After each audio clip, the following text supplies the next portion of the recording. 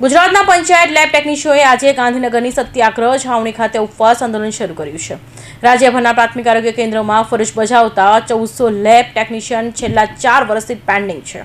ગુજરાતના પંચાયત લેબ ટેકનિશિયનનો ઉપવાસ આંદોલન શરૂ કર્યું છે। કર્મચારીઓની મુખ્ય માંગણીઓમાં વર્ષ 1988થી મળવાપાત્ર પગાર ધોરણ કરતાં ઓછો પગાર મળવાની સમસ્યા છે। આ ઉપરાંત ઇન્ફેક્શન એલાઉન્સ અને નોન પ્રેક્ટિસ એલાઉન્સનો લાભ પણ મળતો નથી। કોરોના મહામારી દરમિયાન 130 દિવસ સુધી સતત કામ કર્યા છતાં તેનો પગાર હજુ મળ્યો નથી। ગુજરાત પંચાયત લેબોરેટરી ટેકનિશિયન મહામંડળે જણાવ્યું કે આ મુદ્દે છેલ્લા 4 વર્ષથી લેખિત અને મૌખિક રજૂઆત કરવામાં આવી છે।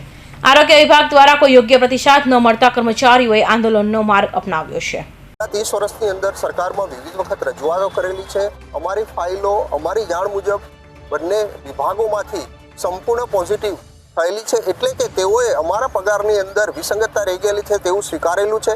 તેમ છતાં પણ એન કેન પ્રકારે સરકારમાંથી આ વસ્તુ મંજૂર થઈ હુકમ કોઈ થઈ આવેલો નથી। લગભગ છેલ્લા 6 મહિનાની અંદર અમોએ સરકારમાં માનનીય મુખ્યમંત્રી સાહેબને મળવા માટે અનેક વખત લખેલું છે, પરંતુ ત્યાર પછી પણ માનનીય મુખ્યમંત્રી સાથે બેઠક નથી થયેલી, જેથી કરીને અમારે ન છૂટકે ગાંધી ચિંધ્યા માર્ગે અનશન જેવું પગલું ભરવું પડી રહ્યું છે।